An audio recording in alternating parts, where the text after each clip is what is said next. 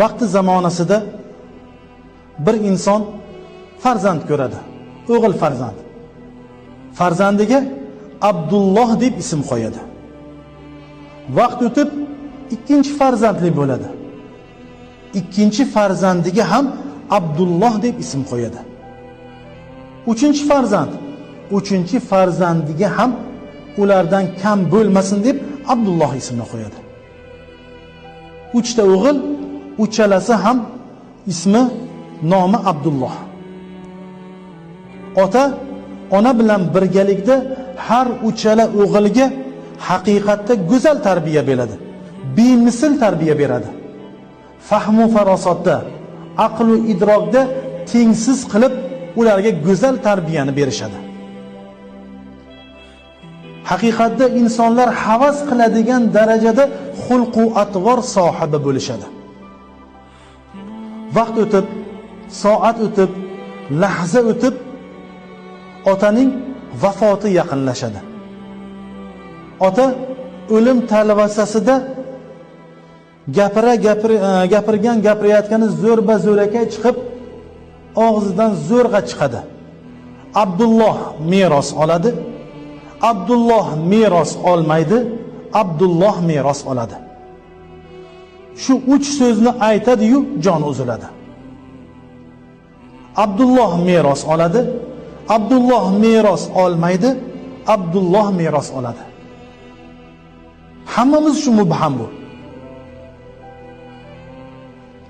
O'g'illar otani kafanlab bo'lishgandan so'ng, dafn marosimlari o'tkazilingandan keyin, ta'ziya marosimlari batamom tugagandan keyin bu mubham jumlani ma'nosini anglab bilmaydilar. Nima uchun? Otamiz 2 o'g'ilga meros tegib, bir o'g'il meros olmasligini aytdilar. Qaysi birimiz? Merosdan mosuvo qaysi birimiz? 3 Abdullohdan qaysi biri meros olmaydi? Hamma hayratda. O'zlaricha fikrlab bir qarorga kelishdi. Bu masalani qozining hukmiga havola qilamiz. Qozining huzuriga boramiz. O'sha zamonda eng yaxshi ilmli qozini axtarishdi. Qarasalar, Madinada haqiqatda ilm saviyasi yuqori darajada bo'lgan bir qozi bor. Yo'lga chiqishdi. Har uchala aka-uka yo'lga chiqishdi. Bilamiz, arab diyorlari cho'l sahrolardan iborat. Sahroning ulovini bilamiz, tuya. Yo'lda uchala aka-uka borayotib, bir musofir yo'lovchiga ko'zlari tushadi. Haligi musofir yo'lovchi u yoqdan bu yoqqa tentirab yurgan bo'ladi. Nimadirni qidirayotganligi o'zining holatidan ma'lum. Bularning oldiga kelib, "Ey birodarlar, mabodo mening tuyamni ko'rmadingizmi?" Uchala aka-uka, "Biz hech qanday tuyani ko'rganimiz yo'q" deb yo'llarida davom etishadi. 2 qadam bosgandan so'ng to'ng'ich katta Abdulloh aytadiki, "Ey birodar", haligi yo'lovchiga qarab, musofirga qarab, "Ey birodar, mabodo tuyangizning ko'zi ko'r emas edimi? Bir ko'zi ko'r emas edimi?" Musofir aytadi, "Haqiqatda tuyamning bir ko'zi ko'radi. Ha, unday bo'lsa ko'rganim yo'q." Musofir hayratda. Ko'rmagan bo'lsang, tuyamni ko'rmagan bo'lsang, undagi sifat, xislatni qayerdan bilding? Tuyangizni ko'rganim yo'q, xolos. Ikkinchi o'rtadagi Abdulloh aytadi, "Ey birodar, mabodo tuyangizning bir oyog'i cho'loq emas edimi?" Haqiqatda cho'loq edi. Haqiqatda cho'loq edi. Buni qayerdan bilding? Ayo, tuyangizni ko'rganim yo'q. Uchinchi Abdulloh musofir yo'lovchiga qarata aytadiki, "Mabodo tuyangizning dumi yo'q edimi?" Haqiqatda dumi yo'q. Bunday bo'lsa ko'rganim yo'q. Musofir hayratlanadi. Bu uchala aka-uka tuyani ko'rmagan bo'lsa, o'g'irlamagan bo'lsa, undagi xislatlarni, undagi sifatlarni qayerdan bilyapti? Musofir aytadi, "Sen uchalang mening tuyamni o'g'irlading." endi to'g'ri qozining huzuriga boramiz, qilgan o'g'riliging uchun javob berasan. Uchala aka-uka tabassum bilan haligi yo'lovchiga aytadiki, musofirga aytadiki, o'zi shusiz ham, sensiz ham biz qozining huzuriga borayotgan edik. Bir masala bizni qiziqtirganligi uchun bizlar qozining huzuriga borayotgan edik. Kel biz bilan hamroh bo'l. Uchalalari aytgan qozining oldiga boradilar. Haligi musofir yo'lovchi qoziga shikoyat qiladi. Ey qozi janoblari, shikoyatim bor. Mana bu 3 aka-uka meni tuyamni o'g'irladi. Qozi so'raydi: sizlar haqiqatda buning tuyasini o'g'irladingizmi? Uchala aka-uka aytadi: yo'q, o'g'irlamadik. Musofirdan so'raydi: sen qanday asos, dalil bilan bularni o'g'riga chiqaryapsan? Agar bular o'g'ri bo'lmasa, mening tuyamni ko'rmagan bo'lsa, mening tuyamning sifatlarini qayerdan biladi? Mening tuyam ko'r edi. Katta akasi ko'rligini bildi. Mening tuyam cho'loq edi. Ikkinchi aka, ikkinchi o'rtadagisi uning cho'loqligini bildi. Tuyamning dumi yo'q edi, uchinchisi dumi yo'qligini aytdi. Bunga nima deysiz? Qozida ham shu holat paydo bo'ldi. Bir-biri so'radi. Birinchi to'ng'ichini chaqirdi, katta Abdullohni chaqirdi. Katta Abdullohni chaqirgandan keyin savol berdi. Ko'rganing yo'qmi? Ko'rganim yo'q. Uning ko'rligini qayerdan bilding? Shu joyda fahmu farosatda tengi yo'q ekanligi, mislsiz ekanligini ularning har uchalalari bildirdi.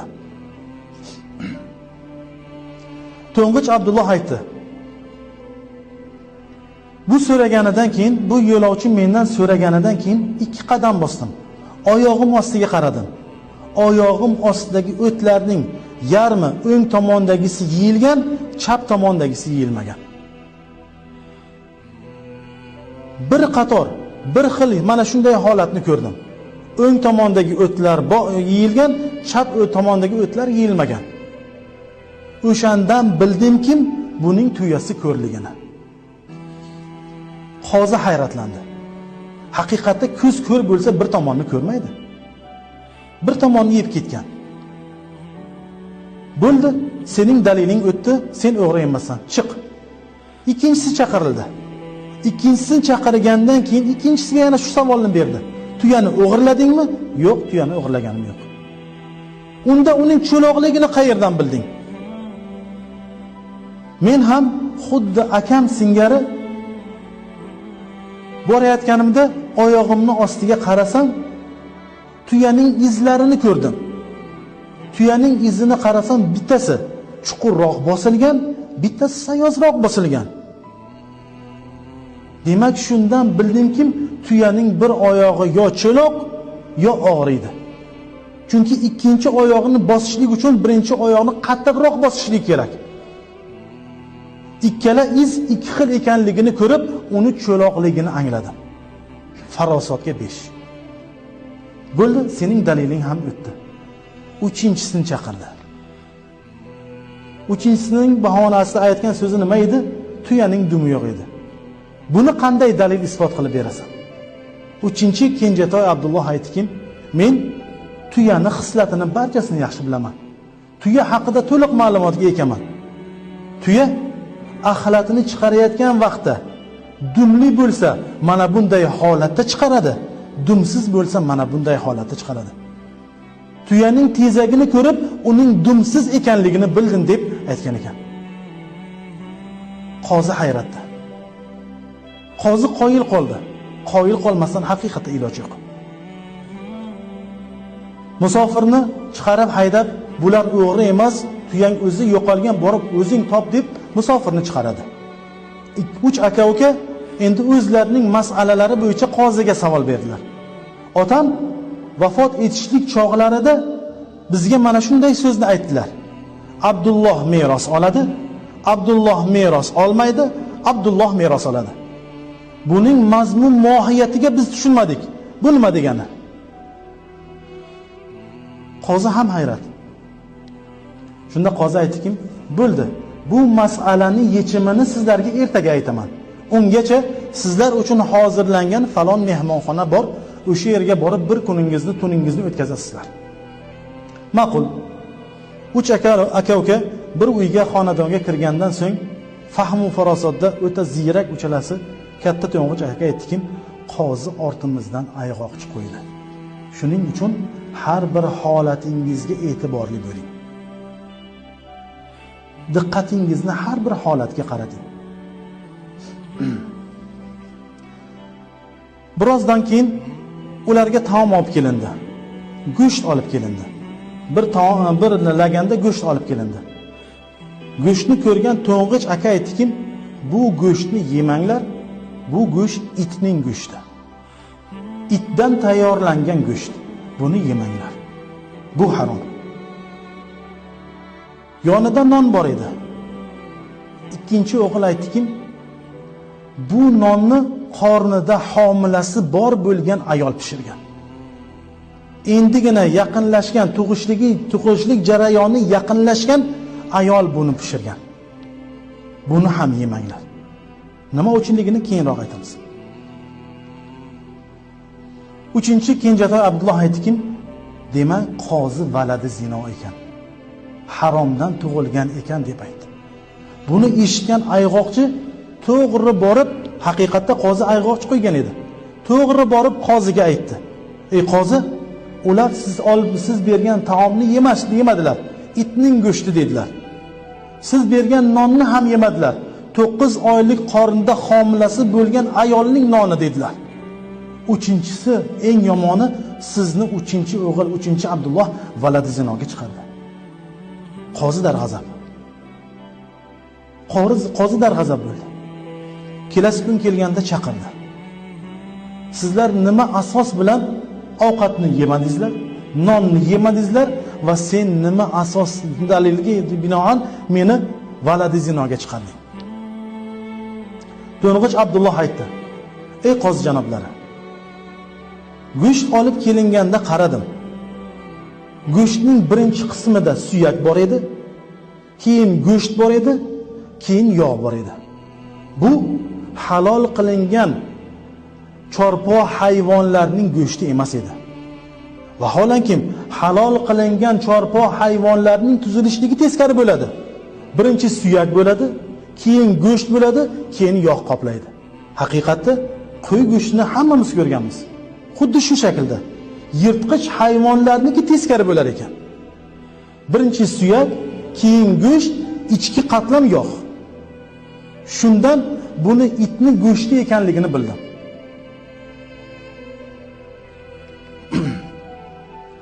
Qozi haligi oshpazni chaqirdi. Oshpazdan so'radi, kechagi pishirgan ovqat go'sht qaysi hayvonning go'shti edi? Ey qozi, bu qo'yniki edi.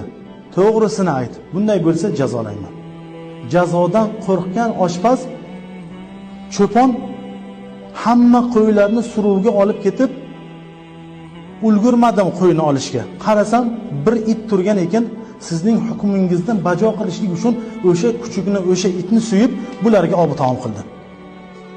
Yana qozi hayratlandi. Lol qoldi. Ikkinchisidan so'radi-kim, sen qayerdan bilding? Nima asos daliling bor? 9 oylik homilador ayolning pishirgan noni deding. Aytdi. Tandir, hammamiz tandirni bilamiz. Tandirda non yopishlik jarayonida homilador ayolning qorni tandirga tegib, aytgandek nonni yopib bilmaydi. Uzayotganda ham uni ko'rib bilmaydi. Tag tomoni pishganmi, yo'qligini bilmaydi. Tag tomoni xomligini ko'rib, uning qorni o'sha xom joyini ko'ra olmadi. Qorni xalaqib berdi. O'shanda men bildimki, bu non xom, o'sha uchun xom nonni yemaslikni bularga aytdim. Qozi nonni pishirgan ayolning huzuriga, xonadoniga odam yubordi. Qaytib keldi. Ey qozi janoblari, kecha nonni pishirgan, yopgan ayol hozir tug'ishlik jarayonida ekan. Yana hayrat. Uchinchi Abdullohga savol berdi. Sen qayerdan bilding? Sen meni valadi zinoda ayblayapsan. Aslida nimaligini, meni kimligimni qayerdan bilding? Uchinchi o'g'il aytdi. Hech bir vaqtda haqiqiy mu'min, nikoh ila tug'ilgan mu'min musulmonning ortidan ayg'oq chiqolmaydi. Mu'min musulmonga ishonadi. Ishonchsizlik bu valadi zinodan kelishligingizga bir sabab deb gumon qilib, shuni sizga aytdi. Qozi darg'azab borib so'radi. Onasidan, yaqinlaridan borib so'rashursa, haqiqatda qozi valadi zino ekan. Zino orqali dunyoga kelgan ekan. Keldi. Kelgandan keyin hukmni chiqarish vaqti yetdi. Meros ikkitasiga tegishli edi, uchinchisiga emas. Keldi, aytdi. Katta Abdulloh, ikkinchi Abdulloh. Birinchi, ikkinchi o'g'illarga meros tegiladi, uchinchisiga meros yo'q. Nima uchun? Bunga sabab nima? Valadi zinoni faqatgina valadi zino biladi, ko'ra oladi deb qo'zi aytdi. Bular ham hayratlandi. Valadi zinoni haromdan tug'ilgan bolani haromdan tug'ilgan bola taniydi deb qo'zi aytdi. Kelishdi. Qaytib kelib safardan kelgandan so'ng onasidan so'rashdi. Ey onajon, kenjatoy o'g'li Abdulloh, uning tug'ilishlik jarayoni haqida gapiring. Ey bolam, uning tug'ilishlik jarayonini men bilmayman. Bir kun otang masjidda ibodat qilishlik uchun borganida masjid ostonasining oldida bir bola chaqaloqni bir kishi tashlab ketgan ekan, o'shani o'ziga farzand qilib o'ziga olib kelgan edi, uni kimligini bilmayman deb ona aytdi.